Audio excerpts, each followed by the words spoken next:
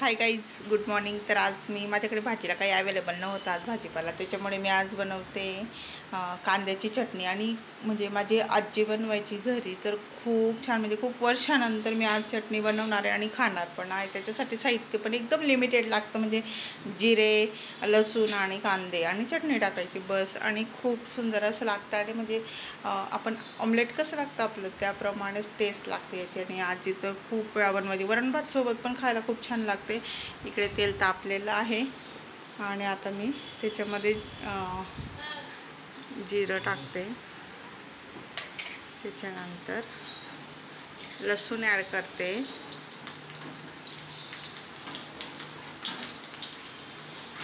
आणि ना म्हणजे किती जास्त कांदे घेतले ना तरी ते म्हणजे होताना थोडी होऊन. आणि लांबवाले उभे कांदे कापायचे, म्हणजे ते एकदम मोकळे मोकळे होतात. आणि त्यांना स्वच्छ धुवून घ्यायचं 2-3 पाण्याने.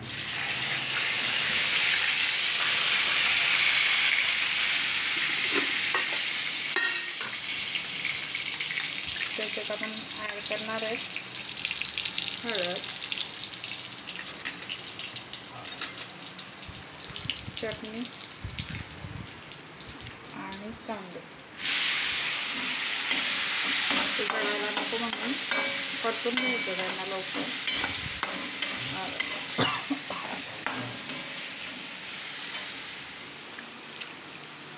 आणि सिम्पल आहे, म्हणजे आपल्याकडे काही भाजीला अवेलेबल नसतं किंवा तात्काळ काहीतरी भूक लागली आणि करायचं आहे काहीतरी, तर मग हे ऑप्शन छान आहे गाई. तुम्ही पण नक्की बनवा आणि खूप छान लागते. ते पारंपरिक ट्रॅडिशनल पदार्थ आहे असं पण म्हणायला हरकत नाही.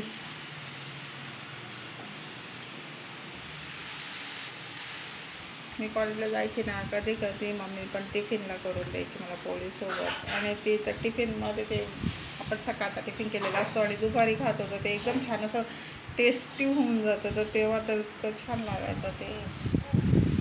बघा, आणि कांदा किती मोकळा झाला आहे धुतल्यानंतर आणि उभा कापल्यामुळे. आता हे दिसतं इतकं जास्त, पण नाही, आपण जसं परतू त्याला तेव्हा तर एकदम म्हणजे कमी कमी होत जाते त्याची क्वांटिटी, कारण की कांदा हा मऊ पडत चालतो. आता हे सर्व टाकून घेते मी. त्याच्यात मीठ आणि कोथिंबीर टाकते आणि मग तुम्हाला भेटते. मीठ घालून घेते.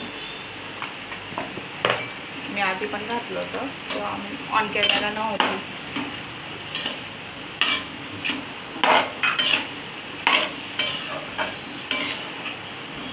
आणि कांद्याला पाणी पण सुटतं आणि आपण मीठ घातलं असल्यामुळे त्याला थोडं पाणी सुटेल आणि त्या पाण्यातच ते होऊन जाईल. आणि तिखट कमी जास्त आहे तुमच्या क्वांटिटीनुसार घालायचं. आता मी त्याच्यावर झाकण ठेवून देते, 5 मिनिटांनी दाखवते.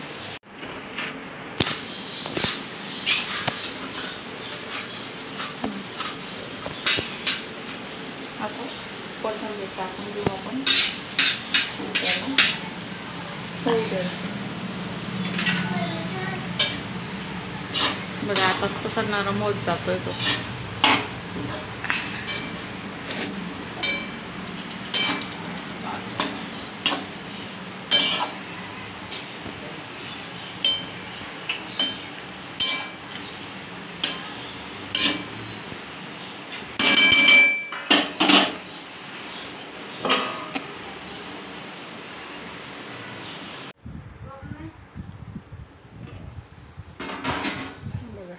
रेडी झाली छान अशी कांद्याची चटणी. बिया आवाज नको करू बाळा. बघा काही किती छान दिसते ना.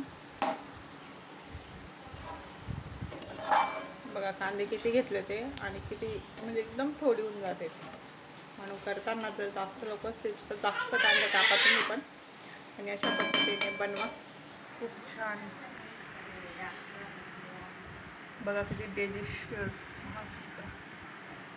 अशा पद्धतीने ही रेसिपी आवडल्यास चॅनलला लाईक, शेअर, सबस्क्राईब करायला विसरू नका friends. So bye, take care.